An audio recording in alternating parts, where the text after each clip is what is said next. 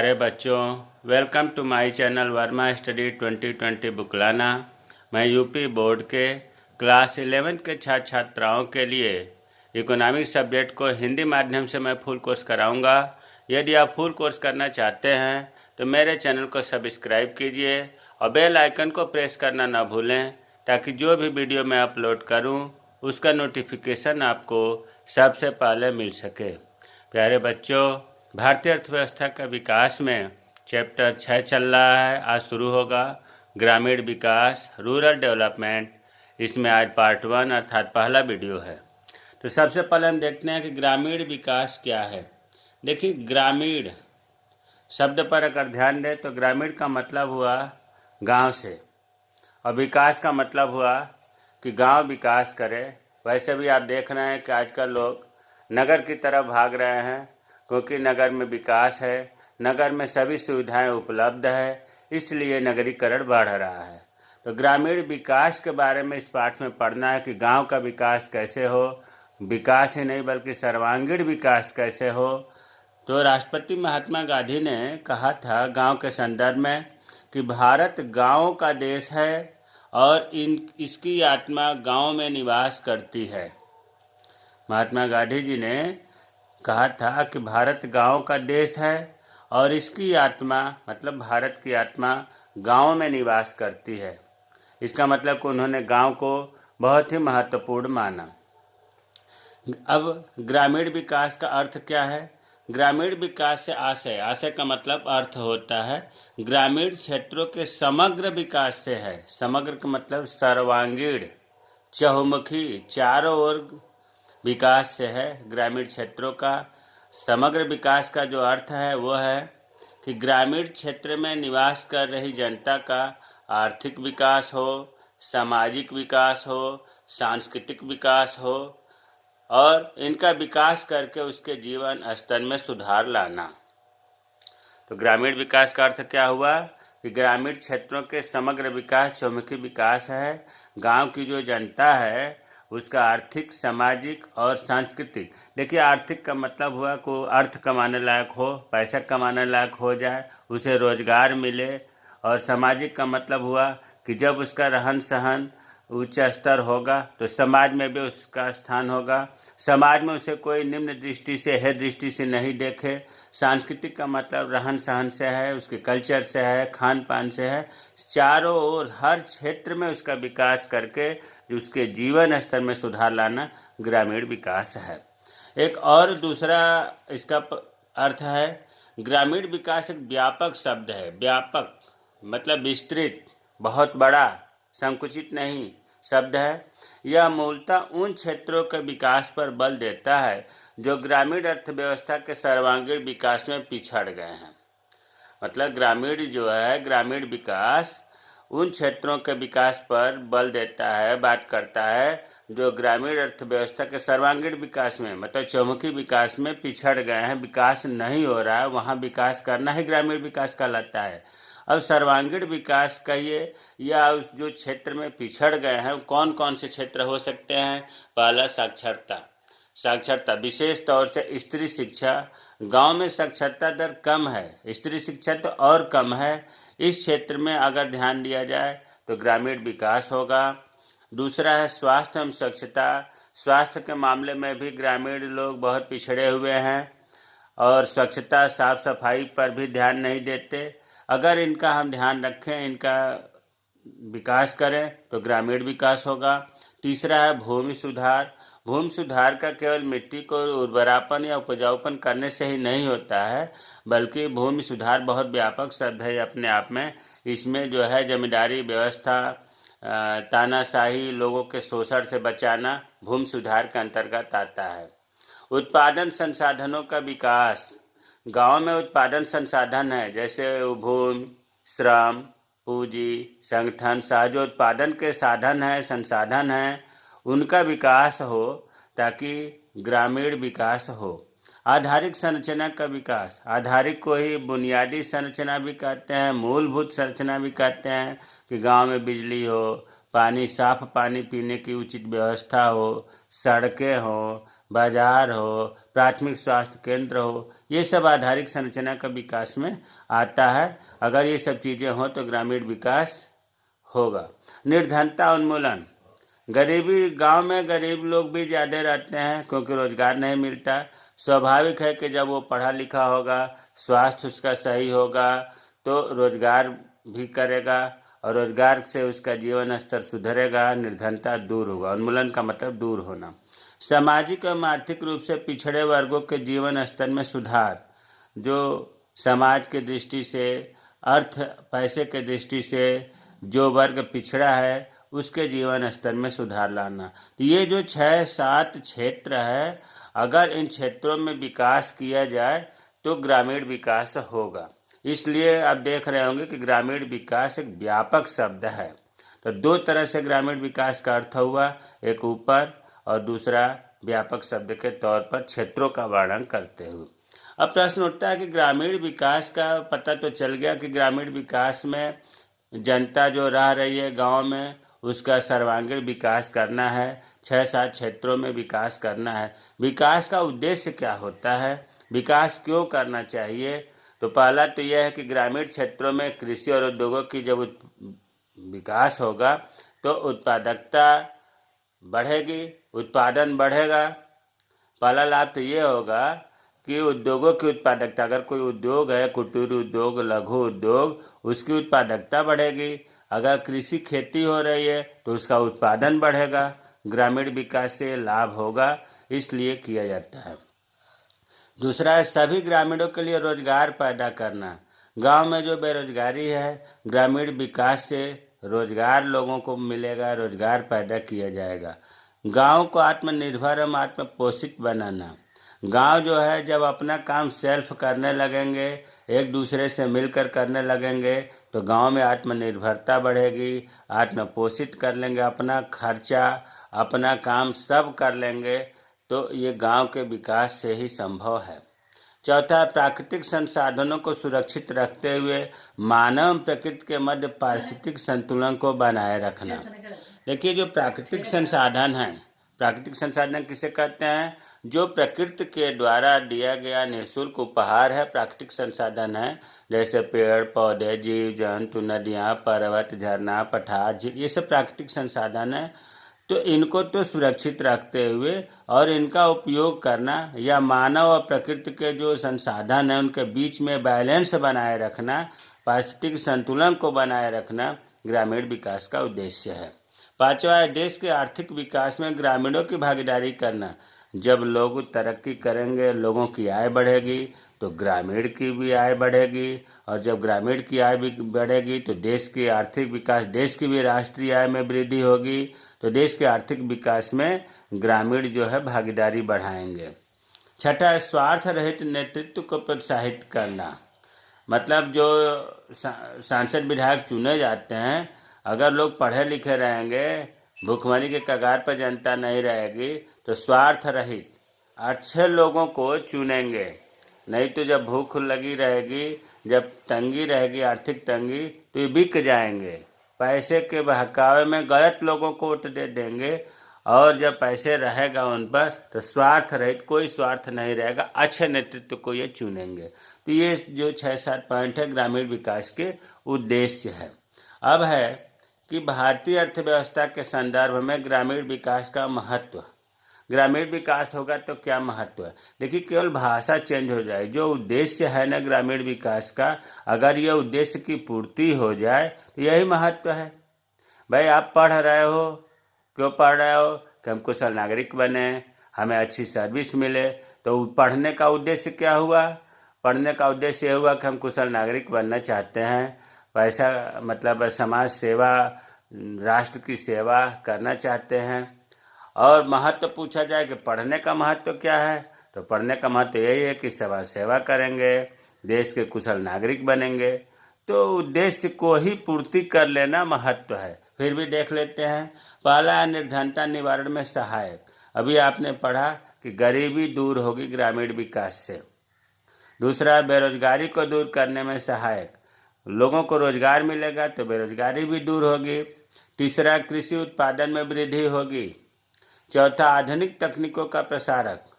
जो नई मशीनें आ रही हैं, आधुनिक तकनीक आ रही हैं, ग्रामीण विकास होगा तो मशीनों से कार्य होगा, मशीनों से खेती होगा, नई नई तकनीकों से उद्योग चलाए जाएंगे, तो उन तकनीक का भी प्रसार होगा, मतलब लोग जानेंगे, उसका उपयोग अधिक से अधिक करेंगे।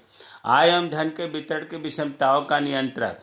आय और धन के वितरण में असमानता अपने आप बहुत ज़्यादा है, मतलब धनी लोग बहुत धनी हैं, गरीब बहुत गरीब हैं। लेकिन जब ग्रामीण विकास होगा तो जो निर्धन वर्ग है वो धनी होंगे, तो निश्चित रूप से धनी और निर्धन के बीच में जो दूरी है, जो गैपिंग है, वो कम होगी ग्रामीण विकास से। छठा है ग्रामीण क्षेत्र के संसाधनों का विदोहन। गांव में जो संसाधन हैं उनका ग्रामीण क्षेत्र के विकास से, ग्रामीण विकास से उनका उपयोग अधिक से अधिक किया जाएगा। मान लीजिए कोई तालाब है, तालाब में पानी भरा है, तो जब पढ़े लिखे लोग रहेंगे, जब अच्छी खेती करेंगे, तो उस पानी का गर्मियों में उपयोग कर लेंगे, संसाधन जो है उसका उपयोग कर लेंगे। सातवां है शिक्षा प्रशिक्षण एवं तकनीक का विस्तार। अगर शिक्षा गांव में अधिक है, पढ़े लिखे लोग हैं, ट्रेनिंग किया है, तकनीक की जो आ रही है, इनका प्रसार भी होगा। कहने का मतलब यह है कि ग्रामीण विकास के बहुत ही महत्व है, और महात्मा गांधी इसी को देखते हुए कहते कि भारत गांव का देश है और इसकी आत्मा गांव में निवास करती है। अगर गांव का हम विकास कर दें तो राष्ट्र का विकास, देश का विकास स्वतः ही हो जाएगा। अब इसमें है जैविक कृषि। देखिए, जैविक कृषि यह वह प्रणाली है जो पर्यावरणीय संतुलन को पुनः स्थापित करके उसका संरक्षण एवं संवर्धन करती है। देखिए, पहले इसको हम पढ़ने से पहले बता दूं कि जैविक कृषि क्या है। देखिए, आजकल क्या हो रहा है कि जनसंख्या वृद्धि बहुत तेज़ी से हो रही है, और जनसंख्या वृद्धि होने के कारण खाद्यान्न की ज़्यादा ज़रूरत पड़ रही है। एक तरफ तो खाद्यान्न की ज़रूरत ज़्यादा पड़ रही है, और दूसरे तरफ जो कृषि योग्य भूमि है उसमें कमी होता जा रहा है, क्योंकि उसमें लोग मकान बनाते जा रहे हैं, उद्योग स्थापित करते जा रहे हैं, सड़कें बनाई जा रही हैं, रेलवे लाइन बनाई जा रही है। तो जो कृषि योग्य भूमि है उनकी मात्रा तो कम होती जा रही है, और अनाज ज़्यादा ज़रूरत पड़ रही है। ऐसी स्थिति में लोग वैज्ञानिक ढंग से खेती कर रहे हैं, वो तो अच्छी बात है, लेकिन अंधाधुंध उर्वरकों का, रासायनिक उर्वरकों का प्रयोग करते जा रहे हैं, जिससे उपजाऊ तो बढ़ रहा है, उत्पादन तो बढ़ रहा है, लेकिन भूमि खराब होती जा रही है। परिणाम स्वरूप जैसे इस बार जितना उर्वरक प्रयोग किया गया, अगली फसल बोने के लिए उससे ज़्यादा उर्वरक देना पड़ रहा है, तब उत्पादन हो रहा है। अगर उससे कम उत्पादन खेतों में प्रयोग किया गया, कम कीटनाशक दवाओं का प्रयोग किया गया, कम खरपतवार नाशक दवाओं का प्रयोग किया गया, तो उत्पादन कम होता है। ऐसी स्थिति में जो मिट्टी की उर्वरता है, भूमि की उर्वरता है, दिन पर दिन घटती जा रही है। ऐसी स्थिति में एक अगला कदम सरकार ने बढ़ाया है कि जैविक कृषि किया जाए। जैविक कृषि का मतलब होता है कि इसमें रासायनिक उर्वरकों का, रासायनिक दवाओं का प्रयोग बिल्कुल नहीं किया जाएगा। इसके जगह पर हम जैविक जीवों के द्वारा, वनस्पतियों के द्वारा, पेड़ पौधों के द्वारा उत्पन्न दवाओं का, उत्पन्न उर्वरकों का, उर्वरक के जगह पर खादों का प्रयोग किया जाएगा। तो इससे जो है उत्पादन भी होगा, मिट्टी की उर्वरता भी बढ़ेगी, और जो उत्पादन में हमें फल फूल सब्जी अनाज मिलेगा वो पौष्टिकता भी होगा। क्योंकि ऐसा पाया गया कि कुछ केमिकल ऐसे हैं जो हम इंसेक्टिसाइड के रूप में, कीटनाशक के रूप में जब हम पौधों पर प्रयोग करते हैं, और उसके जब हम फल को, फूल को, सब्जी को, अनाज को जब हम खाते हैं, तो वो कीटनाशक हमारे शरीर के अंदर पहुंचता है और हमारे लिए वो हानिकारक होता है, विभिन्न प्रकार की बीमारियां उत्पन्न होती हैं। तो ये एक प्रकार से जैविक कृषि का मैंने भाव बता दिया, और यही चीज़ हमको इसमें पढ़ना है। क्या है इसमें, और आगे देखते हैं। यह भूमि की दीर्घकालीन उपजाऊ शक्ति को बनाए रखती है। रासायनिक उर्वरक आप डालेंगे तो केवल उस फसल के लिए लाभदायक होती है, लेकिन अगर आप गोबर की खाद डाल लिए, खली की खाद डाल लिए, हरी खाद का प्रयोग कर लिए, कंपोस्ट खाद डाल लिए, तो वो कई फसल के लिए, मतलब दीर्घकालीन समय के लिए मिट्टी उपजाऊ होती है। अति पौष्टिक भोजन का उत्पादन करने में सहायक होती है। आप देखो, गांव में अगल बगल जो घर के पास सब्जी लोग उगाते हैं, उसका टेस्ट ले लो, और जो खूब दवाओं से उत्पादन किया गया है उसकी सब्जी का टेस्ट ले लो, उसमें बहुत अंतर आता है। इसका मतलब कि जैविक कृषि से जो हमें उत्पादन मिलेगा वो पौष्टिक होगा, स्वादिष्ट होगा। भूमि के सीमित संसाधनों का न्यूनतम उपयोग करती है। भूमि जो थोड़ा भूमि है और उस पर जो है कम से कम संसाधनों का प्रयोग करके, मतलब रासायनिक दवाओं का, रासायनिक उर्वरकों का कम से कम प्रयोग करके हम भूमि का उत्पादन करते हैं। इसमें क्या करते हैं, ऐसा कैसे होता है कि जैविक कृषि से उत्पादन भी हो जाए और रासायनिक उर्वरकों का प्रयोग, रासायनिक दवाओं का प्रयोग नहीं किया जाए? देखिए, इसमें फसल चक्र अपनाते हैं। फसल चक्र का मतलब हुआ कि अगर हम दाल वाली फसलें बोए हैं तो इसके बाद बिना दाल वाली फसलें बोएंगे। अधिक पानी चाहने वाली फसल बोए हैं तो कम पानी चाहने वाली फसल बोएंगे। अधिक हम बढ़ने वाली फसल है तो अगली फसल कम बढ़ने वाली फसल बोएंगे। इस तरह से फसल चक्र से मिट्टी की उर्वरता बनी रहती है। पशु खाद का प्रयोग करेंगे, गोबर की खाद प्रयोग करेंगे, कूड़ा करकट कंपोस्ट खाद का प्रयोग करेंगे, यांत्रिक यंत्रों का प्रयोग करेंगे, प्राकृतिक पदार्थों से बने कीटनाशकों से कीट नियंत्रण किया जाता है। कीटनाशक दवा में जैसे मान लो कि नीम से जो निबोली है उससे हम तेल का प्रयोग कर सकते हैं कीटनाशक के रूप में, और इस तरह से हम भूमि की उपजाऊ शक्ति को बनाए रखते हैं और पौधों की जो ज़रूरत होती है हम जैविक चीज़ों से पूर्ति करते हैं। तो हमें उम्मीद है कि जैविक कृषि क्या है समझ में आ गया होगा। जैविक कृषि के लाभ क्या है? देखिए, जैविक कृषि महंगे आगतों के स्थान पर स्थानीय रूप से बने जैविक आगतों के प्रयोग पर निर्भर। आगत का मतलब होता है साधन। जैविक खेती जो है महंगी दवाओं के, महंगी उर्वरकों के स्थान पर लोकल क्षेत्र रूप में जो बना है जैविक से, उसका प्रयोग करते हैं। भाई, रासायनिक उर्वरक महंगा है, उसके जगह पर हम गोबर की खाद प्रयोग करेंगे तो गोबर की खाद सस्ता है ना, वो चीज़ है। दूसरा, परंपरागत फसलों की तुलना में जैविक फसलों में अधिक मात्रा में गौण मेटाबोलाइट्स पाए जाते हैं, जिससे पौधे की प्रतिरोधी क्षमता बढ़ जाती है। इसको एक इस तरह से समझो कि कोई व्यक्ति है और वो केवल दवाओं पर चल रहा है, तो देखो उसकी प्रतिरोधक क्षमता, शरीर में उससे रोग से लड़ने की क्षमता कम हो जाती है। वो थोड़ा सा मौसम चेंज होगा बीमार पड़ जाएगा, थोड़ा सा धूप लगेगा तो बीमार पड़ जाएगा, थोड़ा सा मसाले वाली चीज़ खा लिया तो बीमार पड़ जाएगा। उसी तरह से अगर कोई व्यक्ति है कि दवाओं का प्रयोग नहीं कर रहा है, केवल देसी चीज़ों का प्रयोग कर रहा है, अगर बीमार भी पड़ता है तो देसी चीज़ों का खा करके ठीक हो जाता है, तो उसकी प्रतिरोधक क्षमता बढ़ जाती है, वो जल्दी बीमार नहीं पड़ता है। ठीक यही चीज़ पौधों में भी होता है। अगर हम रासायनिक उर्वरकों का, रासायनिक कीटनाशकों का प्रयोग करेंगे तो उस पौधों में गौण मेटाबोलाइट्स कम पाए जाते हैं, प्रतिरोधक क्षमता कम होती है। गौण मेटाबोलाइट्स का मतलब कि उसके अंदर रोगों से लड़ने की क्षमता, प्रतिरोधक क्षमता जिसको कहते हैं, जैविक फसलों में अधिक होती है। तीसरा है, जैविक कृषि से मिट्टी की उर्वरता बढ़ जाती है। अभी आपने देखा कि दीर्घकालीन उपजाऊ शक्ति को बनाए रखती है जैविक कृषि। जैविक कृषि का उदाहरण में आप समझ लो गोबर की खाद, कंपोस्ट खाद, खली की खाद, ये सब आते हैं। केचुए की खाद जिसको वर्मी कंपोस्ट कहते हैं। चौथा है, जैविक फसलोत्पाद अधिक पौष्टिक होते हैं। जैविक खेती के द्वारा जिस फसल का उत्पादन किया जाए, अनाज का किया जाए, फल का किया जाए, सब्जी का किया जाए, ये पौष्टिक होते हैं। इसमें विटामिन्स उच्च स्तर पर पाए जाते हैं अपेक्षाकृत रासायनिक खेती के द्वारा। पांचवा है, जैविक फसलों के उत्पादन दरों में बहुत अधिक उच्चावचन नहीं होते।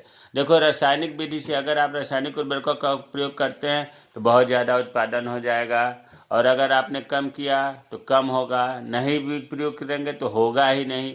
लेकिन जैविक फसलों में जो है ये उतार चढ़ाव जो उत्पादन का होता है, इसमें बहुत ज़्यादा, उच्चावचन का मतलब उतार चढ़ाव कम होता है। अर्थात नॉर्मली जितना उत्पादन हो रहा है उतना होता ही रहता है। अब इतना तो लाभ है जैविक कृषि की, कुछ हानियां भी हैं। हानियां क्या है भाई? अजैविक कृषि की तुलना में जैविक कृषि एक महंगी प्रणाली है। रासायनिक उर्वरक आपने 5 किलो खरीद करके ले आया, थोड़े से खेत के लिए पर्याप्त हो गया। जैविक कृषि आपको ज़्यादा खरीदना पड़ेगा, तो ये महंगी प्रणाली है। यह अधिक श्रम गहन होती है। जैविक खेती में श्रम ज़्यादा करना पड़ता है, इसलिए इसे कहा गया कि श्रम गहन होती है। जो हम रासायनिक खाद के जगह पर पशु खाद का प्रयोग करते हैं, इसमें कभी कभी हानिकारक जीवाणु पलते रहते हैं जो खेतों में पहुंच जाते हैं और खेतों में पहुंचने से हमारे ये फसलों को नष्ट भी कर सकते हैं और प्रति हेक्टेयर तुलनात्मक रूप से उत्पादन कम होता है। रासायनिक उर्वरकों के कीटनाशक दवाओं के प्रयोग से जितना उत्पादन हो जाता है, जैविक खेती से प्रति हेक्टेयर उत्पादन इतना नहीं होता है। तो हमें उम्मीद है कि ग्रामीण विकास क्या है, ग्रामीण विकास का उद्देश्य क्या है, भारतीय अर्थव्यवस्था के संदर्भ में ग्रामीण विकास का महत्व क्या है और जैविक कृषि क्या है, जैविक कृषि के लाभ क्या है, जैविक कृषि की हानियाँ क्या है, समझ में आ गया होगा। कोई समस्या हो तो आप कमेंट बॉक्स में कमेंट करें, मैं रिप्लाई करूँगा। मेरे चैनल को सब्सक्राइब कीजिए। जय हिंद, जय भारत।